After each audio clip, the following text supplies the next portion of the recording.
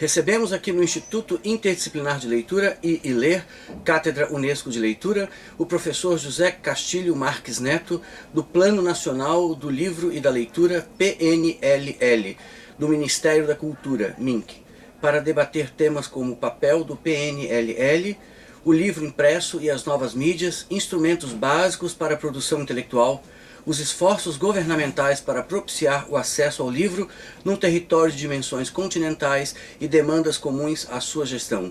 Ouçamos o que ele nos traz.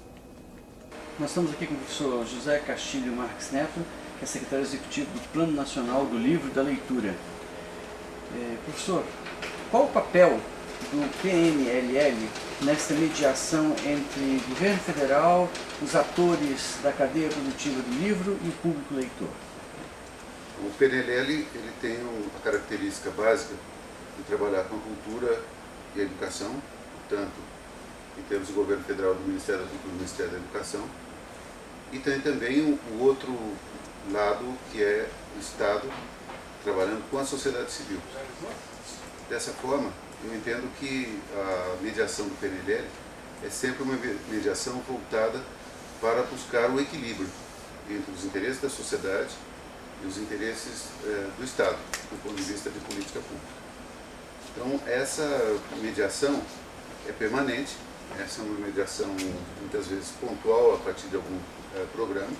No caso do setor produtivo, é fazer de fato o equilíbrio do interesse público dentro do desenvolvimento da indústria editorial no Brasil, dentro do desenvolvimento da distribuição de livros, dentro do desenvolvimento das livrarias, da manutenção da bibliodiversidade, de uma política de livro também que seja acessível ao bolso do brasileiro, não apenas a acessibilidade que nós trabalhamos por intermédio das bibliotecas, mas também que possa ter livros a preços razoáveis, para que possa comportar o livro ser comprado, por exemplo, pelo cartão, agora o Vale Cultura.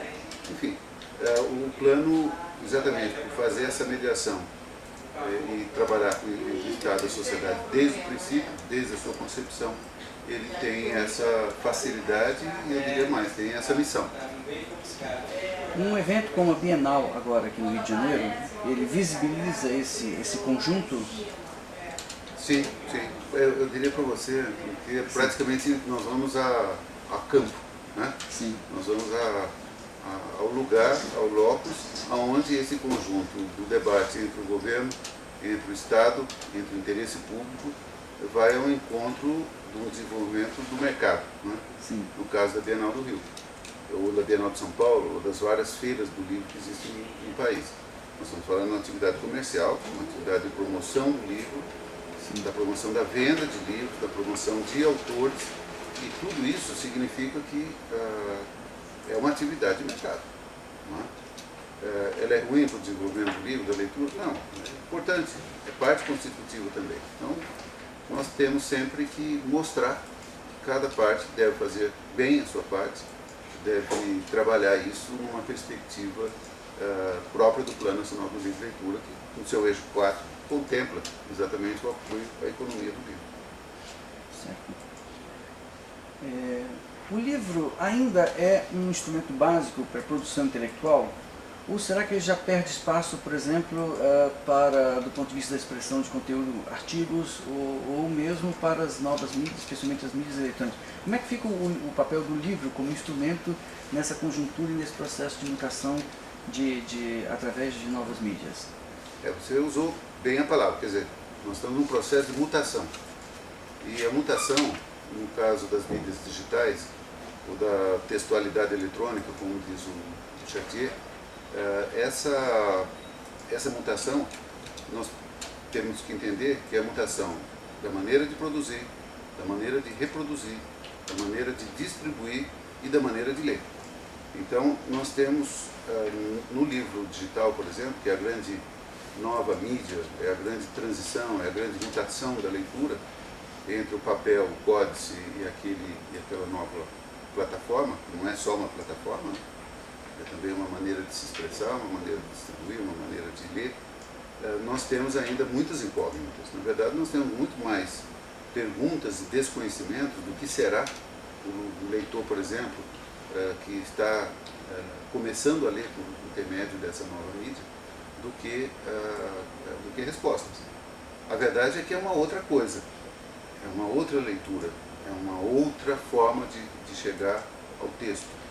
Então, eu entendo que, se por um lado nós temos a grande possibilidade de ser um aspecto de democratização da leitura, de termos bibliotecas virtuais hoje que realmente abranjam o grande sonho da Biblioteca de Alexandria, por outro lado nós temos eventuais riscos da leitura fragmentada, da leitura por pedaços, da leitura que possa ser muito mais algo descontínuo do que buscando a totalidade, não só apenas de uma ideia que venha florescer na literatura, mas de uma ideia científica também.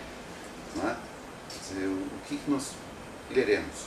Nós leremos aquilo que virá por uma pesquisa de um instrumento de busca, ou nós leremos aquilo que a nossa interação com o autor, a nossa interação com aquele objeto livre como um todo vai nos fornecer e que nós vamos buscar. São essas questões que estão ainda pairando e que nós ainda não temos nenhuma resposta. Outra coisa, o livro impresso tradicional, ele corre riscos ou ele vai ser, digamos, uma estrela numa constelação de novas expressões, novas mídias? Eu não acredito que ele corra riscos de desaparecimento. Né? A história toda tem demonstrado, e mesmo no campo do texto, desde que foi implantado, não é? Conhecido pela humanidade, nós temos a permanência das mídias, né? Nós temos a permanência do impresso. Eu não vejo, até do ponto de vista da conservação, do ponto de vista da manutenção de um determinado tipo de cultura, que o livro em papel desapareça completamente. Claro que ele vai ter profundas modificações do ponto de vista de que qualquer coisa vai ser impresso. Muitas coisas deixarão de ser impressas. Nós já temos visto isso, por exemplo, as revistas científicas das universidades e dos institutos de pesquisa. Mas a permanência do livro, a permanência do códice, eu acredito que é algo que não há no horizonte visível possibilidade de desaparecimento, mas sim uma convivência. Mais uma vez lembrando o Chartier, nem sempre pacífica, né? Entre o virtual e o impresso. Sim. Uma última pergunta. O acesso de todo cidadão ao livro e à leitura, que é uma das metas do PNLL, como é que ele fica nesse momento com os avanços, com as metas, com as distâncias que envolvem tempo, as distâncias geográficas mesmo de cobertura de um território continental como o nosso, o gerenciamento e também com as situações assim de governo, né, nos níveis federal, estadual e municipal de governo. Nessa conjuntura, como o senhor vê a situação nesse momento? Ela já está, assim, digamos, confortável ou ainda tem algumas demandas a serem atendidas para que se chegue assim, num nível razoável de atendimento a essa demanda?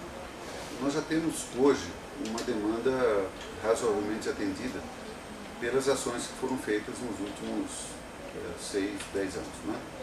Principalmente a partir de 2006, quando se implantou o Plano Nacional de Leitura, se implantou o programa Mais Cultura, a modernização de bibliotecas, a formação de agentes de leitura, enfim, houve todo um movimento, inclusive, de suprir mais de 1.300 cidades. No início do primeiro governo Lula não tinham bibliotecas, e essas bibliotecas foram implantadas. Hoje são algumas poucas dezenas de cidades que não têm biblioteca. Então, os equipamentos estão espalhados pelo país, né? É claro que precisam ser melhorados, os recursos humanos precisam ser reciclados e trabalhados, os licenciados têm que continuar sendo modernizados, as novas linguagens têm que se impor de maneira um pouco mais clara e mais objetiva. Nós temos muita coisa a fazer também nessa área, mas muita coisa também já foi feita. Ao mesmo tempo, o nosso país tem o tamanho de um continente, nós temos uma complexidade do ponto de vista do desenvolvimento econômico, político, social. Eu estou falando de um enorme atraso e dívida cultural e educacional que o povo brasileiro, os seus dirigentes devem à maioria da nação. Então, nós não podemos pensar um Plano Nacional do Livro e Leitura. Aliás, isso ficou muito claro desde o princípio, desde em 2006, quando ele foi lançado. E para mim é quase uma mantra dizer isso, não é? Nós temos que pensar uma política de Estado supragovernamental, suprapartidária, a longo prazo. Então, não pensemos que as coisas possam ser resolvidas de uma hora para outra, ou de um governo para o outro, ou não num período governamental. Nós temos que ter uma longa duração de política, portanto, uma política de Estado, e que todos esses problemas vão se encaixando. Pense bem, nós temos mais de 5.500 municípios, são 5.500 prefeitos, 5.500 câmaras de vereadores, nós temos governadores de Estado, nós temos assembleias legislativas, nós temos o presidente da República e temos uma Câmara no Congresso Nacional. Tudo isso tem que estar politicamente muito bem concertado para que as políticas públicas nacionais na área do livro e da leitura, e é isso que o Plano Nacional do Livro e da Leitura tenha consequência no município, que é onde o cidadão vive, onde ele vai receber, digamos assim, os benefícios dessa política pública nacional. Então, não é possível, né, nós pensarmos que isso vai se resolver a curto prazo. Certo. Professor, muito obrigado pelos seus esclarecimentos, suas formações, aos leitores e telespectadores também do Instituto Interdisciplinar de Leitura, Cátedra Unesco de Leitura. Muito obrigado. Eu que agradeço. Vamos ler. Tá bom. As informações sobre o acesso ao livro, a valorização da leitura e o fomento a esta atividade trazidas por Castilho nos mostram o esforço do Ministério da Cultura, MINC, para manter uma presença nas 5 regiões através de programas como o Pontos de Leitura, o estímulo através de bolsas aos novos escritores e a premiação literária. Mesmo admitindo que a resposta da sociedade possa melhorar, ele se mantém com boas expectativas em relação ao desafio de ampliar o número de leitores.